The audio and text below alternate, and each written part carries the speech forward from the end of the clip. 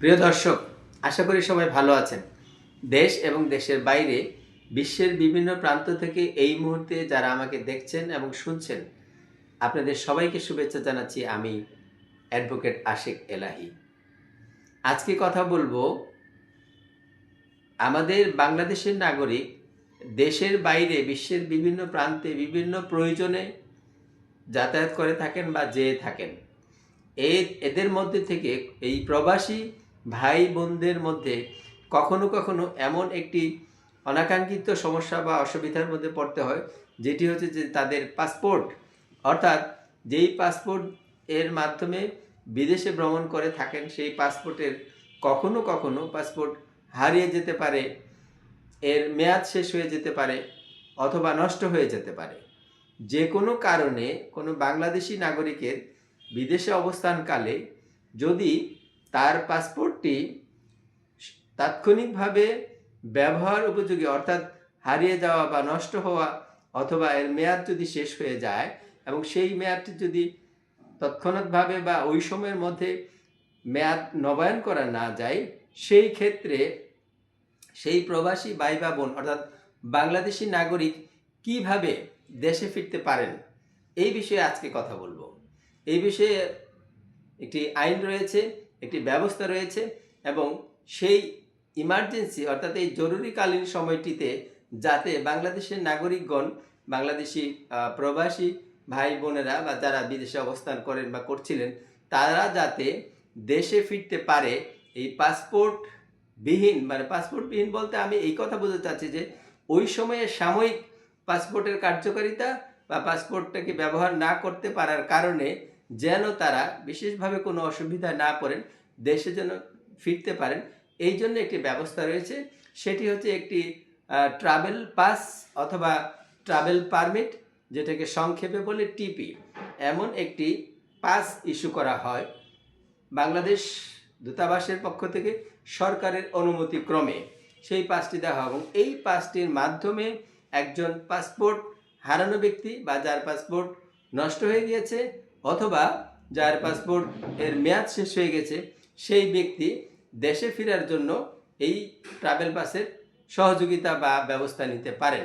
এটি বাংলাদেশের বিশ্বের বিভিন্ন দেশে যে দূতাবাস রয়েছে, সেই দূতাবাস কর্তৃক এই পাসটি ইস্যু করা হয়ে থাকে।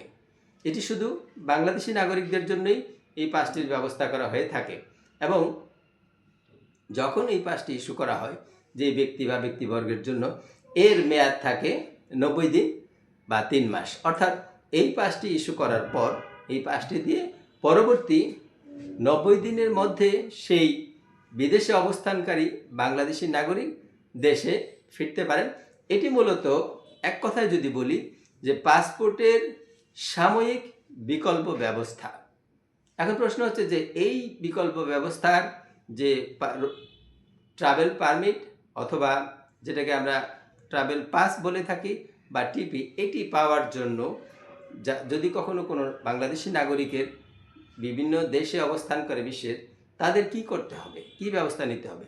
প্রথমেই হচ্ছে যে এর জন্য দূতাবাস কর্তৃক যেই দেশে তিনি আছেন বা থাকবেন, সেখানকার দূতাবাস কর্তৃক নির্ধারিত ফর্মে আবেদন করতে হবে এবং এর সাথে যেই পাসপোর্ট দিয়ে তিনি বাংলাদেশ থেকে বিদেশে সেই দেশে গিয়েছিলেন, সেই পাসপোর্টের ফটোকপি সংযুক্ত করতে হবে। সেই সাথে 3 কপি কালার সাইজ ছবি এবং নিজে সরাসরি উপস্থিত থেকে সেই দূতাবাসে আবেদন করতে হবে। এছাড়া বিশ্বের বিভিন্ন দেশে বাংলাদেশের দূতাবাসের এর সাথে যদি আরও কোনো বিষয় থাকে, কোনো নাগরিকতা প্রমাণের জন্য, সেই যেমন জাতীয় পরিচয়পত্র আছে অথবা অন্য কোনো বিষয়, সেগুলি সাবমিট করতে হবে। কখনো কখনো এই নাগরিকতা প্রমাণের জন্য দেখা গেল যেই নাগরিক বাংলাদেশের যেই জেলার বা উপজেলার বাসিন্দা, সেই জেলার সেই উপজেলার ইউনো অথবা জেলা প্রশাসকের প্রত্যয়নপত্র প্রয়োজন হতে পারে।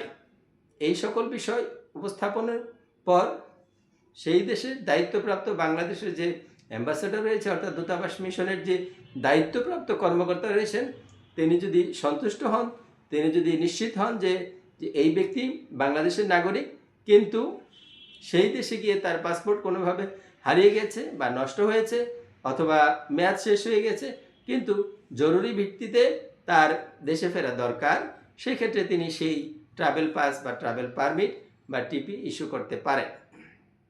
এবং এইটি আপনারা ইতিমধ্যে আমি বললাম যে এই বিষয়টি 90 দিন মেয়াদ থাকে। আর এই বিষয়টি নিয়ন্ত্রিত হয় বাংলাদেশ পাসপোর্ট আইন, যেটি 2017 সালের, এবং বাংলাদেশ ট্রাভেল এজেন্সি নিবন্ধন ও নিয়ন্ত্রণ আইন, যেটি 2013 সনের আইন। এই দুইটি আইনের মাধ্যমে এই বিষয়টি নিয়ন্ত্রণ হয়ে থাকে বা নির্ধারণ হয়ে থাকে। আশা করি বিষয়টি আপনাদের সঙ্গে শেয়ার করলাম।